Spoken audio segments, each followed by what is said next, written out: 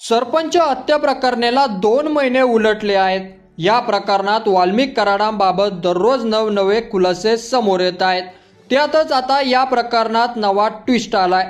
सरपंच संतोष देशमुखांच्या हत्येचा व्हिडिओ काढणाऱ्या सुदर्शन गुलेचा मोबाईलचा डेटा सीआयडीने रिकव्हर केल्याची माहिती समोर आली आहे।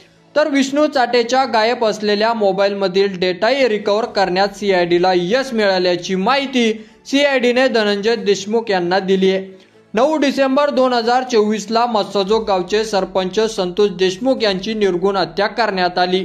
त्यानंतर प्रतीक गुले, जयराम चाटे, महेश केदार आणि विष्णू चाटेला अटक करण्यात आली होती। तर सुदर्शन गुले, सुधीर सांगळे, वाल्मिक कराड हे आरोपी पोलिसांना गुंगारा देत होते। मात्र पोलिसांनी सांगळे आणि गुलेला अटक केल्यानंतर कराडनेही शरणागती पत्करली। मात्र विष्णू चाटेने मोबाईल गायब केल्याने तपासात अडचण निर्माण झाल्या होत्या। मात्र आता मुख्य आरोपी सुदर्शन गुलेचा मोबाईल मधील डेटा सीआयडीने रिकव्हर केल्याने थेट वाल्मिक कराड यांचं टेन्शन वाढलेलं आहे। कारण सुदर्शन गुले हा वाल्मिक कराडच्या टोळीचा असल्याचं सीसीटीव्हीतून समोर आलंय। त्यामुळे आता गुले आणि चाटेचा मोबाईलचा डेटा रिकव्हर करण्यात आल्याने आकासह त्यांच्या आकाचंही टेन्शन वाढणार एवढं नक्की आहे।